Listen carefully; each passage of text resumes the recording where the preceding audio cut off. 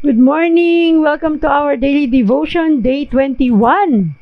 Magandang umaga po sa inyong lahat. Again, this is your Ate Mabs.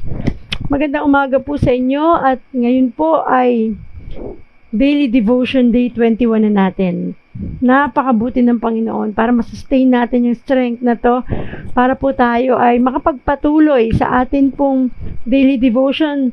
Bagamat hindi pa po okay si Ate Mavs dahil sa paso natin, medyo magapa po yung ating bibig, pero ganun pa man, hindi po magiging hadlang para hindi tayo magpatuloy sa paglilingkod sa ating Diyos.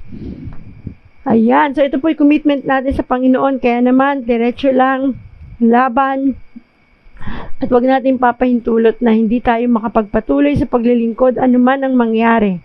Okay, so magandang umaga pong muli sa inyong lahat.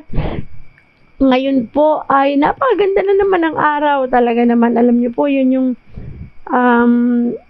isa sa maganda, no? Yung sikat ng araw. Parang iba rin yung dating kapag mataas ang sikat ng araw. So, ayan. Check po natin yung atin pong sound. Para sigurado tayo. Baka mamaya wala na naman sound si Ate Mabs. Magandang umaga po sa inyong lahat. Ayan. Nasaan na tayo?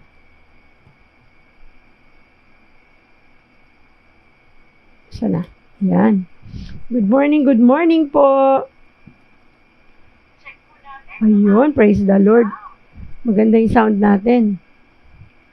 Hallelujah. So, napakabuti po ng Diyos kasi again, nasa day 21 na po tayo. Hallelujah, praise the Lord. Ang buti ng Panginoon kasi nasusustain yung strength natin.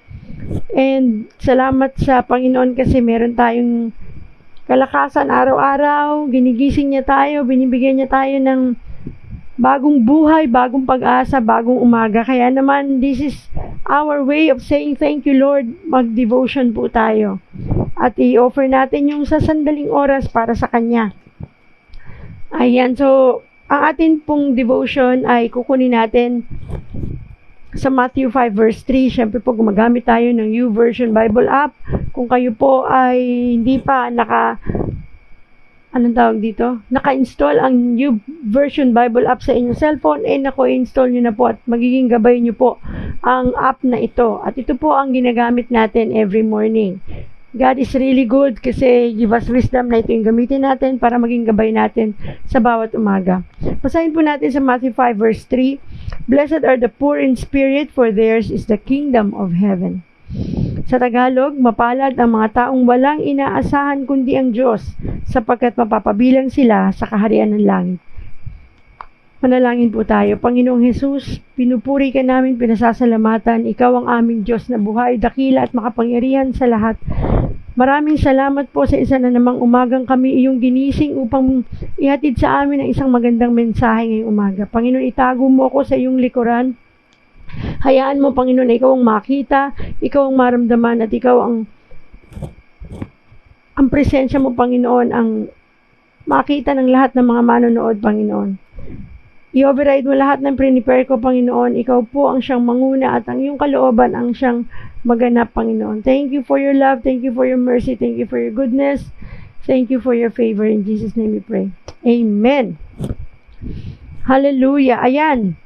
So, napakaganda po ng message ng Lord, no? Mapalad ang mga taong walang inaasahan kundi ang Diyos, sapagkat mapapabilang sila sa kaharian ng langit.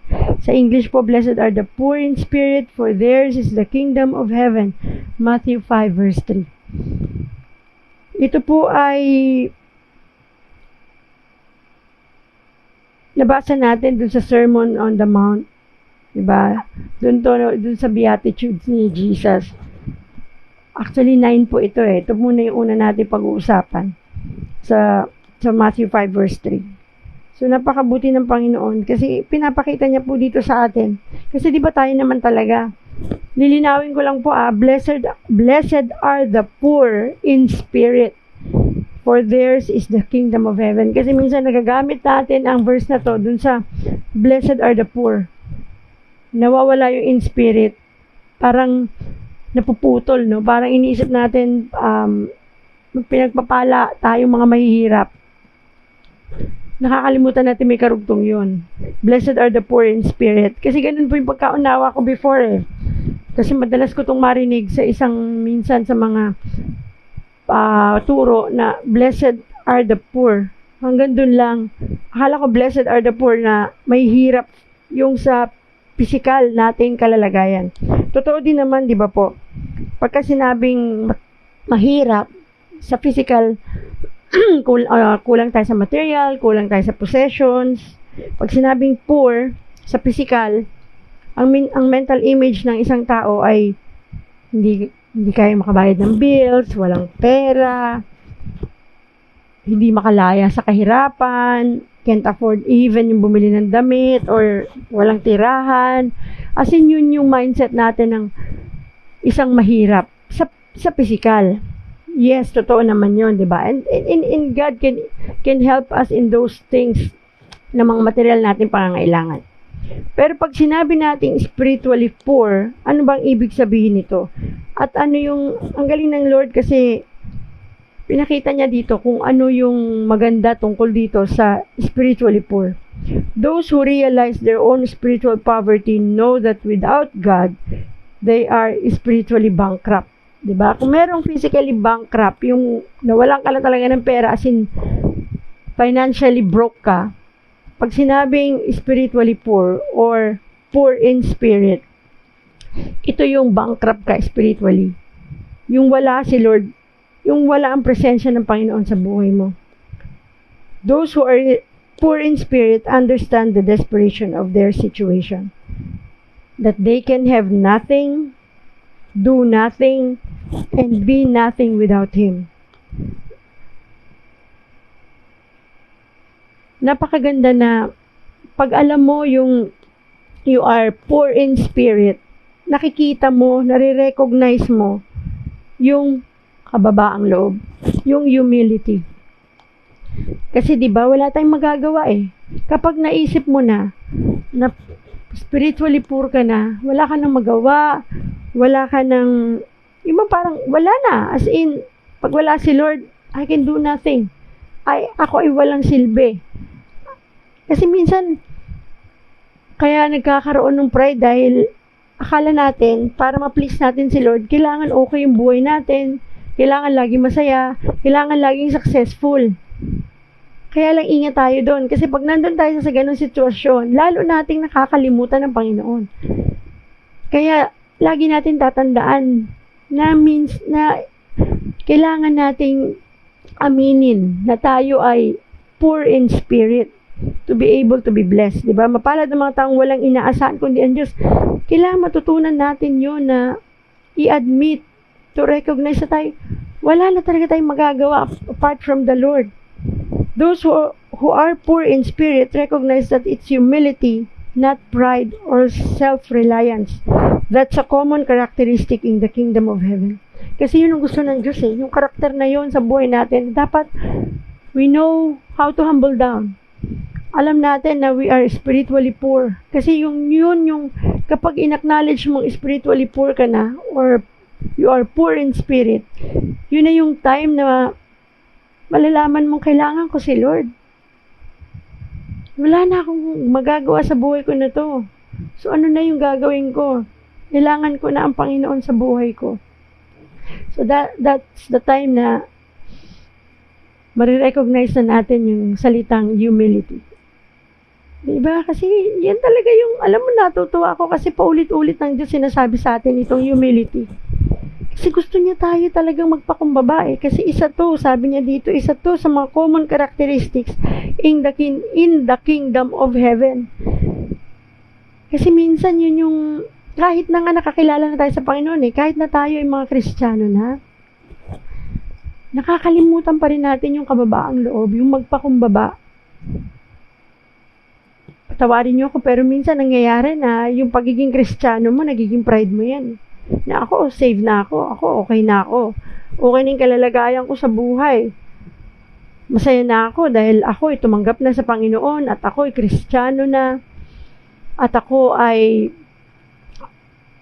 nakakakilala na sa Panginoon, kilala ko kung sino ang Diyos ko. Kaya I know what to do kapag dumaan ako sa mga ganitong pagsubok. minsan nagiging pride din natin yun. Hindi natin namamalayan, no?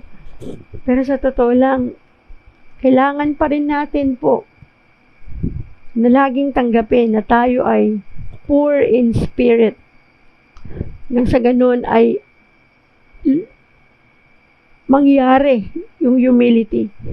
Kasi kaya laging pinapaulit-ulit ng Diyos yan. Kasi kumbaga sa yun yung karakter ang inaayos ng Diyos sa atin eh. Yung pagkatao natin, kung mapapansin mo, napakaraming tao sa paligid mo ang talagang yung talagang ititest yung humility mo.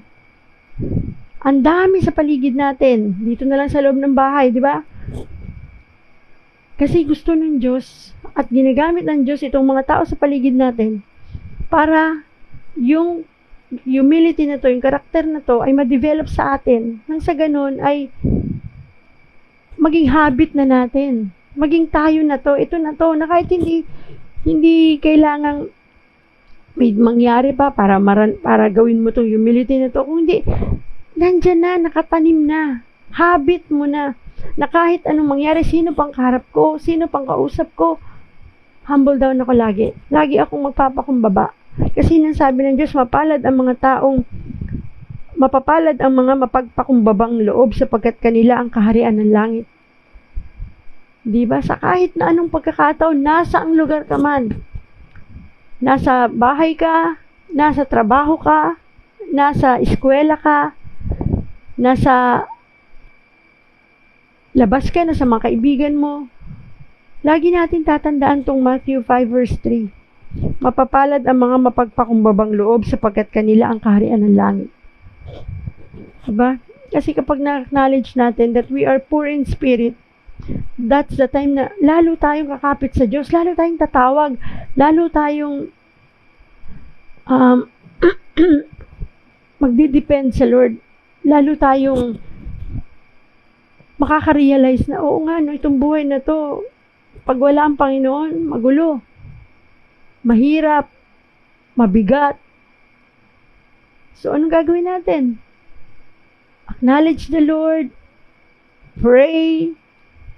Ito yung, kapag nandun yung humility, kapag alam mong you are poor in spirit, that's the time that you will read your Bible, you will pray, diba? Yung, tatawagin mo talaga si Lord.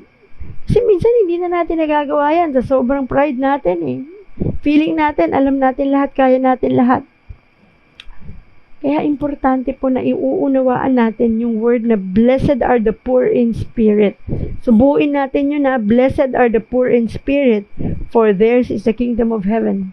Kasi minsan, nababasa lang yung blessed are the poor. Akala tuloy natin, blessed are yung mga mahihirap. Hindi po, blessed are the poor in spirit. Those who are poor in spirit know that they can't, but they can trust that God can. Diba? Kapag alam mo na you are poor in spirit, alam mo wala ka nang magagawa. Pero alam mong may Diyos na pwede mong pagkatiwalaan na may magagawa siya sa buhay mo.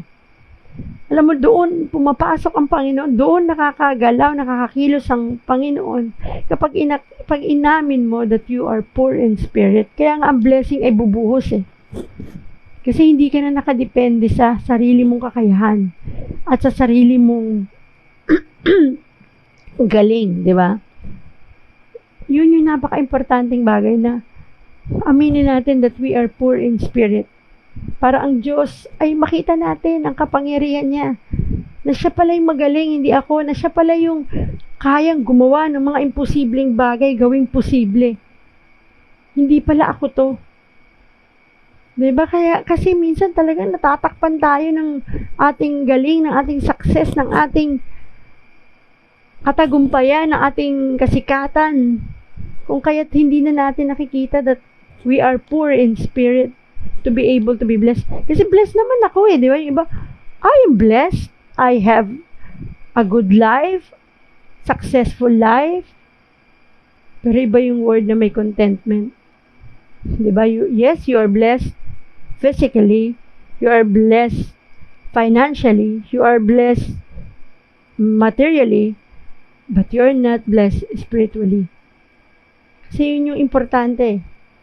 'Di ba? Kasi pag nando na yon, hindi mo na mabibilang ang blessing at yan ay wala nang, alam mo yun, walang katapusan eh. Kasi nandito na yung karakter na hinihingi ng Diyos sa atin, yung kababaang loob. Yun lang, magkaroon ka ng isang karakter na may kababaang loob, ay daig mo pang isang milyonaryo. Ikaw yung taong palaging pagpapalain ng Diyos kasi itong taong to, napaka-humble nito. Sa kahit anong pagkakataon, walang yabang sa katawan niya. Laging ako ang bida sa buhay niya. Laging ako, sabi ng Diyos, laging ang Diyos ang number 1 sa kanya. At lagi niyang hinihihingi ng approval kay Lord yung lahat ng bagay. Alam mo yun, yung bago desisyonan, ipipray sa Lord. Kapag nangyari, salamat Lord. Kapag di nangyari, salamat pa rin Lord. Alam mo, kasama sa humility yun eh. Kasi minsan tayo, ganun tayo, no? Pagka hindi nabigay ng Diyos yung panalangin natin, sama na loob natin, hindi na tayo nagpipray. Na Lord, pinagpray ko to, grabe, ginawa ko ng lahat para makuha ko lang yung promotion na to, and yet di ko nakuha. Pinagpray ko naman, naging mabuti naman ako.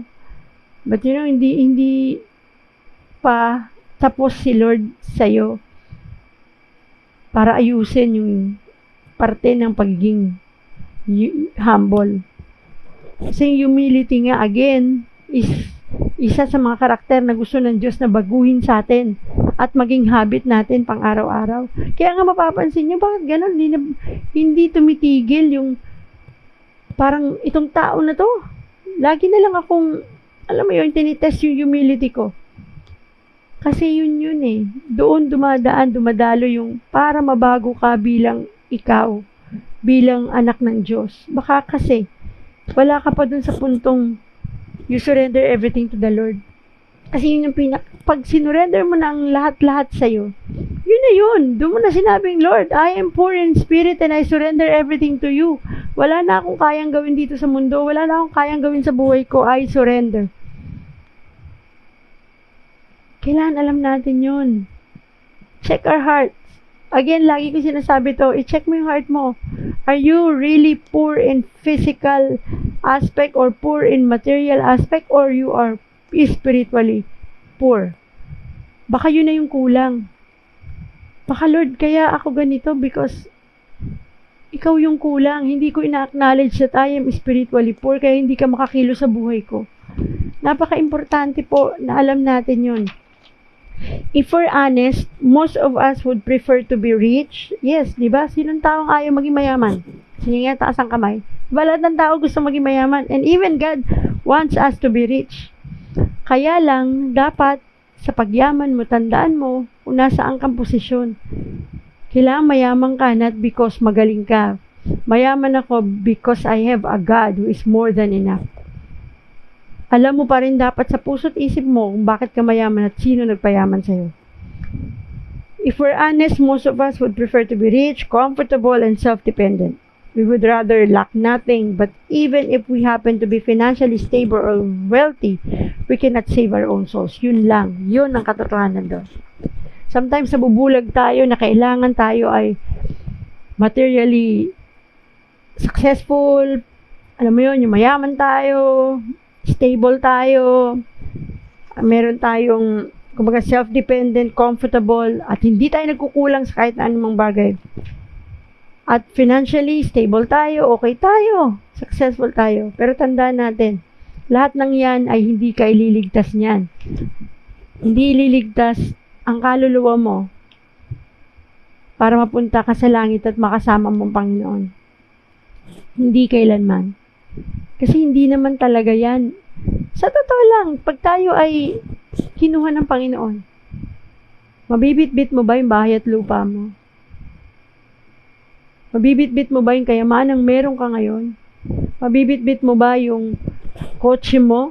Hindi nga yan pwedeng maring dyan ka isakay pag ikaw ay dadalhin na sa huling hantungan mo, kaya lang hindi kasya, no?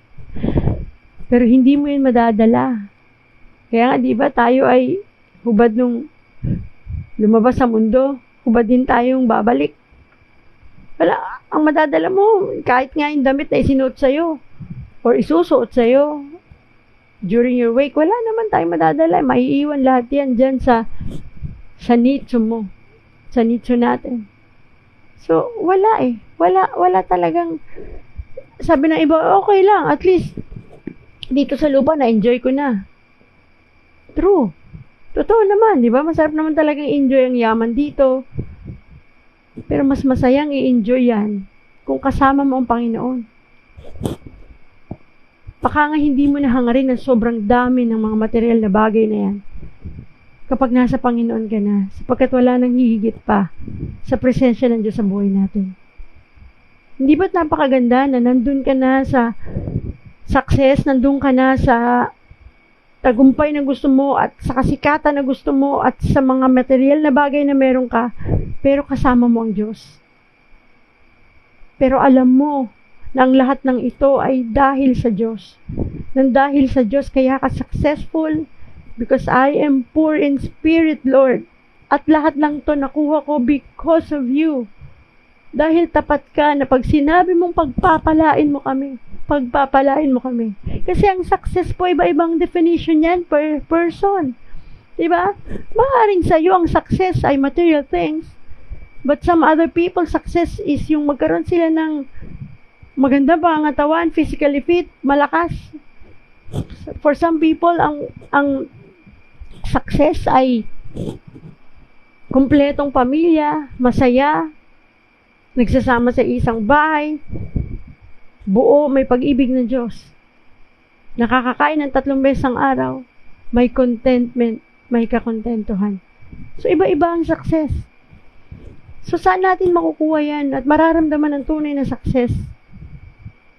Unang-una, recognize, acknowledge the presence of God in your life. Nasaan si Lord dito? Nasaan si Lord sa puso natin? Nasaan si Lord sa isip natin? Nasaan si Lord sa ginagawa natin? At sino si Lord sa buhay natin? Siya ba yung Lord na pag may kailangan lang ako, lalapit ako? Siya ba yung Lord na pag sa gabi magdadasal lang ako? Sabing, thank you Lord for the day. Tulog na. O siya ba yung Diyos sa buhay mo na nagkokontrol sa buhay mo? Hinayaan mong magkontrol sa buhay mo. Siya ba yung Diyos na wala kang magagawa apart from Him? Siya ba yung Diyos na may kapangyarihan sa buhay mo na makakilos para ayusin ang buhay mo at papagtagumpayin ka? Check our heart. Kasi yung puso natin, yung isip natin, yung ginagawa natin sa buong maghapon, sa buong buhay natin, sana kasama natin ang Panginoon. Sana siya talaga yung nasa front. Kumbaga sa pagdadrive sa kotse, siya yung driver, nandito ka lang sa passenger seat. Nandito ka sa passenger seat pero hindi ka nagdidictate kung anong pagdadrive ang gagawin niya. Kung hindi nandyan ka lang nakaupo, at hayaan mo ang Panginoon ang mag-drive ng buhay mo. At hayaan mo siya ang makakilos sa'yo. Sabi ko nga palagi, di ba? Paano mong malalaman kung anong galing at kakayahan ng Diyos sa buhay mo at anong kaya niyang gawin kung hindi mo pahihintulutan na gawin niya na makakilos siya sa'yo, na makagalaw siya in accordance to His will, di ba? Yung hayaan mong yung will ni Lord ang mangyari sa'yo. Yung hindi mo siya pakikialaman. Kasi minsan, dahil nga sa pride, sobrang galing natin. Na even sa prayer, dinidiktahan natin ang Panginoon on what to do in our lives. Parang, Lord, pwede ba ganito? Alam, okay naman sa Panginoon yun eh. Alam mo, Diyos, ganun tayo kamahal eh. Kaya lang sana naman, learn to accept that we are poor in spirit at wala tayong kayang gawin apart from the Lord. Na Lord, ikaw na bahala. Do your will, Lord. This is me. Bahala ka na sa buhay ko. Bahala ka sa pamilya ko, Panginoon. Yes, we have requests. We have prayer requests. Pero sana at the end of your prayer, Lord, your will be done. Ito ang gusto ko, pero still, your will be done. Yung gusto mo pa rin na mangyari. State mo lahat ng gusto mong sabihin. Sabihin mo sa Panginoon, ito ang gusto kong mangyari, Lord. Sana po ganito. Pero at the end of your prayer, your will be done, Lord. Ikaw pa rin ang masusunod sa buhay ko. Kasi pag ganun tayo, ang Panginoon sobrang masaya doon. Yun yung gusto niya. Yun yung nais niya para sa atin. We were created to need God. Nilikha tayo para kailanganin ng Diyos. Kailangan natin ng Diyos sa buhay natin. Sa ayaw mo, sa gusto, tanggapin mo man yan o hindi. Darating at darating ang panahon at araw na makakaramdam ka ng emptiness, na makakaramdam ka ng, bakit ganito? Sa kabila ng lahat ng pinagsayang meron ako, pero parang malungkot pa rin ako. Na parang akala mo sa dami ng material na bagay na meron ka, masasayang bagay na nangyayari sa iyo, parang di mo na kailangan si Lord, pero sa totoo lang, pag mag-isa ka na lang, nare-realize mo, meron akong kailangan pa. At meron pa rin kulang sa buhay ko. Baka si Lord na yung kulang. So if you're feeling weak, weary, or worn out, it's okay. If you feel like you have nothing to offer, Jesus actually says that you are blessed. Sa totoo lang ang Diyos. Alam mo yung kapangyarihan niya, yung pagmamahal niya sa atin, walang hanggan yun eh. Alam mo yung walang katumbas, unconditional yung love. Wala yung kailangan mahal kita kasi dapat ganito ka. Hindi ganun ang Diyos eh. Minsan niya, di ba, hindi na nga natin siya na-acknowledge, hindi na natin siya man lang napapasalamatan. And yet, we are blessed. Kaya sabi mo, ba't ganitong buhay ko? Masaya naman ako, okay naman ako. Kahit di ako nagsisimba. Kahit hindi ako nagdadasal bago matulog, minsanan lang. Pero bakit ka binibless? Kasi mahal ka ng Diyos. Kaya sana makita natin yung blessing na yun. Kasi yung pabor ng Diyos, alam mo yung grace, yun yung bagay, yun yung binibigay ng Diyos ng kahit hindi mo deserve, binibigay niya. Yun yung grace ng Lord.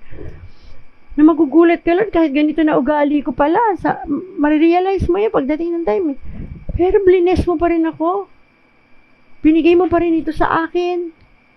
Mataas pa rin ang posisyon ko sa trabaho. Masaya ang pamilya ko. May bahay at lupa ako. Meron akong kotse.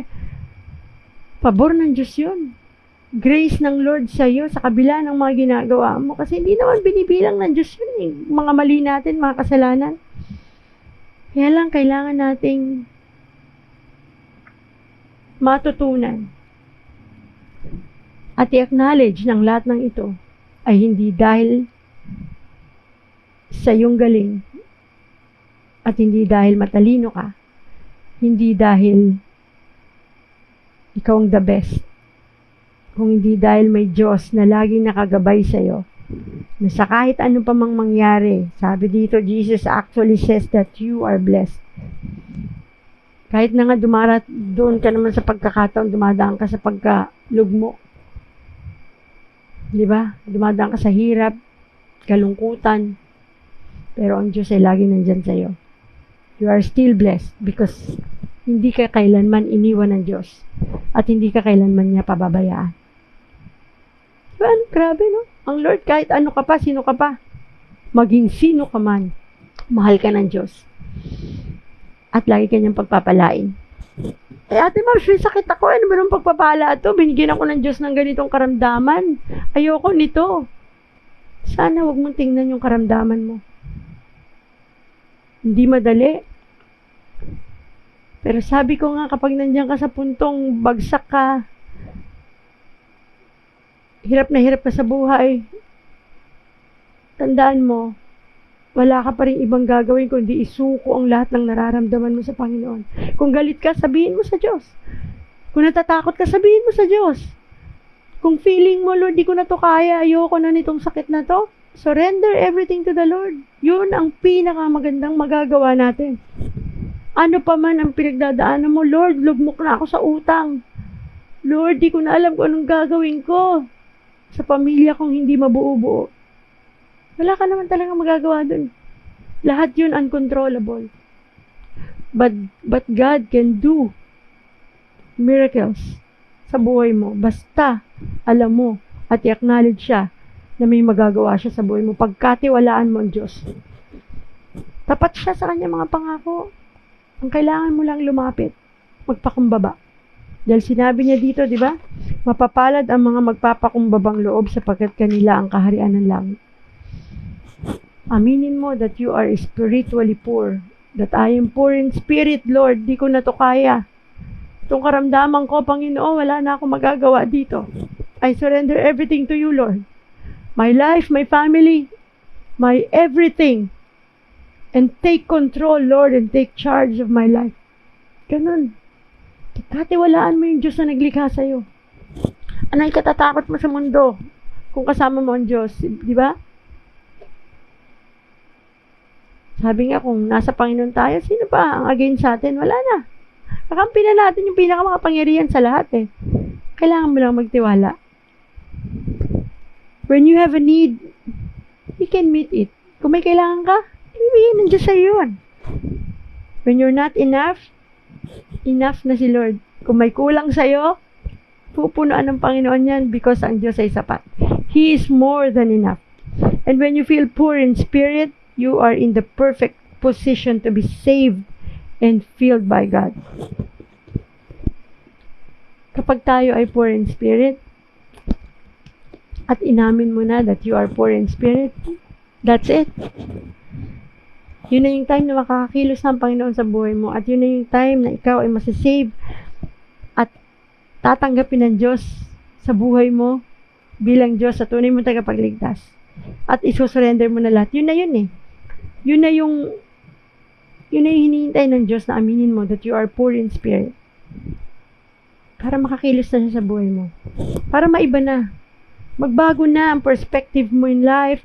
Magbabago yung direksyon ng buhay mo. Mag-iiba talaga ang mundo mo. Mag-iiba ang saya mo. Ang kapayapaan sa puso mo.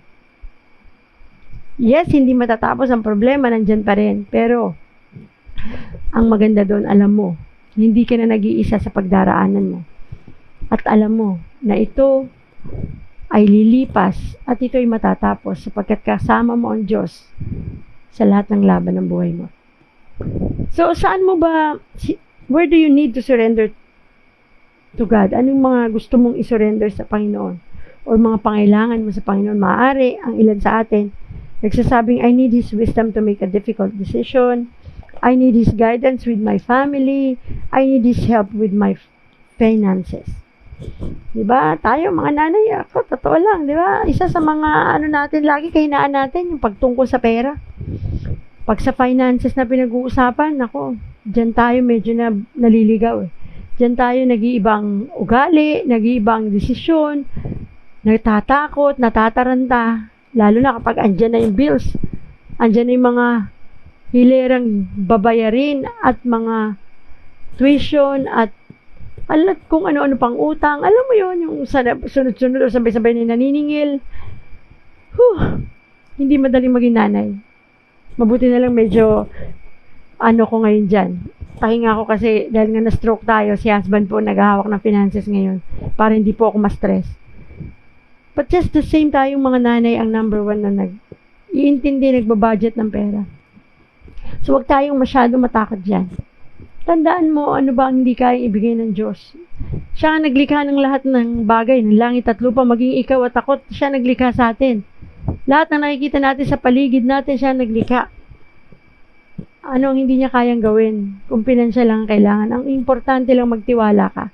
Ang importante lang, idulog mo yan sa Panginoon. Ilapit mo sa Panginoon kung pinansyal yan. Kasi sa totoo, nakakainit ng ulo yan eh. Diba? Yan yung number one na karakter na yan yung number one na pang-test sa atin para maayos yung karakter natin bilang anak ng Diyos tungkol sa pera. Sa totoo, di ba? Minsan, aminin natin yan. Nagiging monster tayo kapag wala tayong pera minsan. Lalo na kapag punong-puno ka na ng dami ng listahan ng babayaran at mga taong naniningil sa'yo. Wow. Then surrender it all to the Lord. Wala kang magagawa dyan. Ang tanging makokontrol mo yung sarili mo. Lapit mo yun sa Diyos, idasal mo, idulog mo, iiyak mo sa Diyos, and believe and trust Him na may magagawa siya. Pagkatapos mo ipagdasal niya, huwag ka na mag-alala. Huwag ka na matakot. At hayaan mo ang Diyos sa makakilos sa'yo, sa buhay mo at sa buhay ng pamilya mo. And I know one day, He will provide. Lahat yan, magugulat ka, malulutas matatapos. Sa pagkatapat ng Diyos sa kanyang mga pangako. Okay, napakabuti ng Panginoon.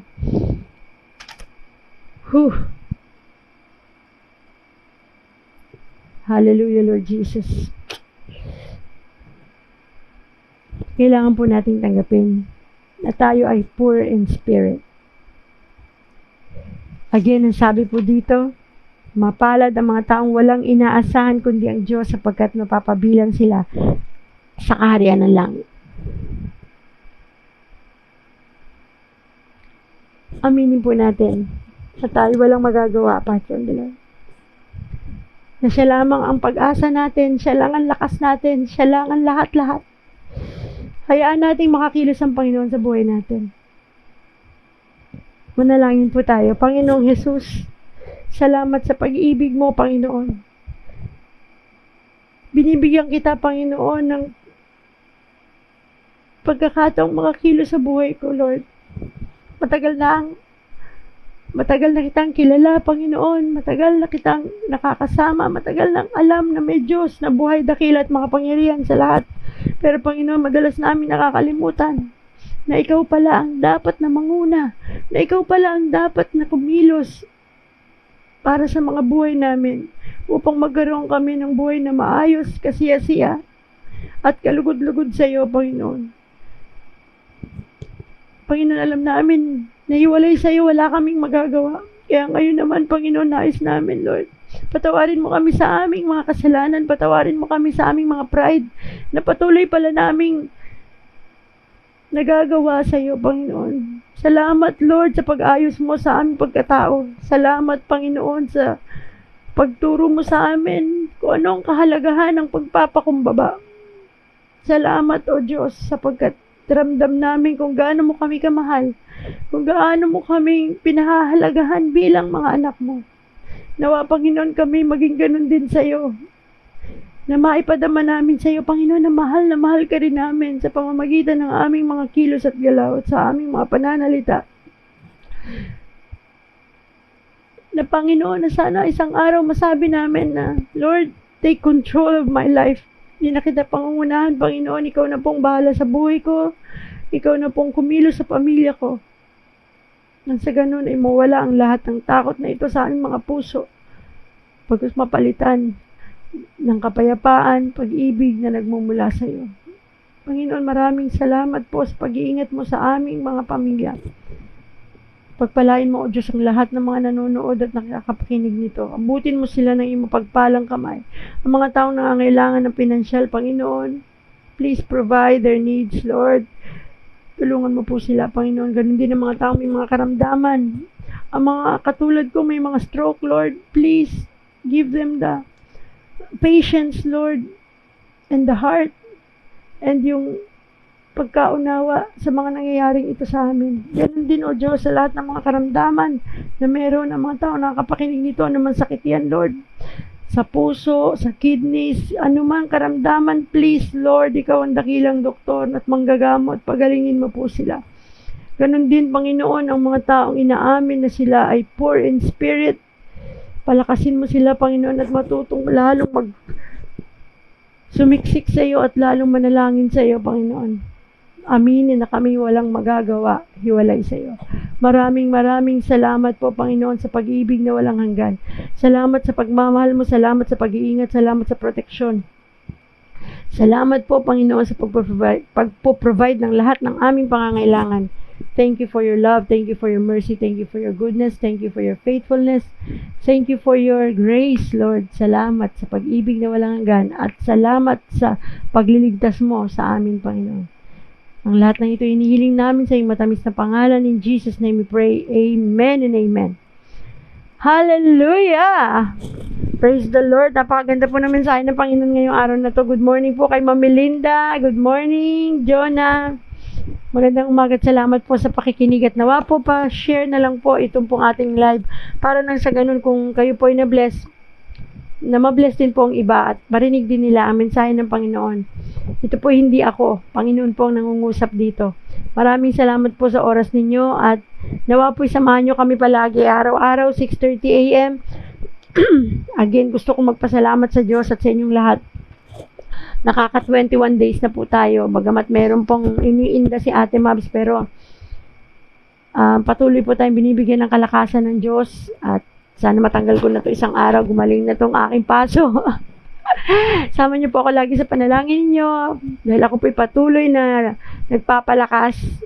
Complete healing ang ating pong healing. And sana po, i-follow nyo rin ang ating God Loves You movement and mag-install na po kayo ng ating YouVersion Bible app kasi dyan po tayo kumukuha ng ating daily devotion at sana po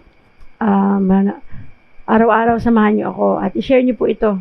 Makibahagi po kayo sa ating pong proyektong nais pagawa ng Diyos sa atin, yung pong gift giving this coming December para po sa mga bata at mga pamilya na makabigay po tayo ng something na makapagpapasaya sa kanila. At syempre po yung project natin na One Family, One Bible project. Samahan niyo po ako dyan. Kung meron kayong extra Bible or nais kayo yung mag-donate ng Bible, please do so. Malaki pong bagay yan para maipaabot natin sa mga pamilya na magkaroon man lamang sila ng Bible sa loob ng bahay nang sa gayon, magkaroon sila ng gabay tungkol sa salita ng Panginoon. And soon, magkaroon po tayo ng Bible study sa atin pong Facebook page, Facebook group. Kaya mag-join po kayo doon sa God Loves You Movement Facebook group. So yun lang po at GLYM Hour, a message of love every Saturday po. Absent lang ako nung Sabado dahil po nga sa kalagayan natin, pero magtutuloy-tuloy pa rin po yan. Pero ito pong daily devotion every morning po ito, 6:30 AM. Samahan niyo po ako para po sa magandang araw. Simulan natin ito with prayer, thanksgiving sa Panginoon.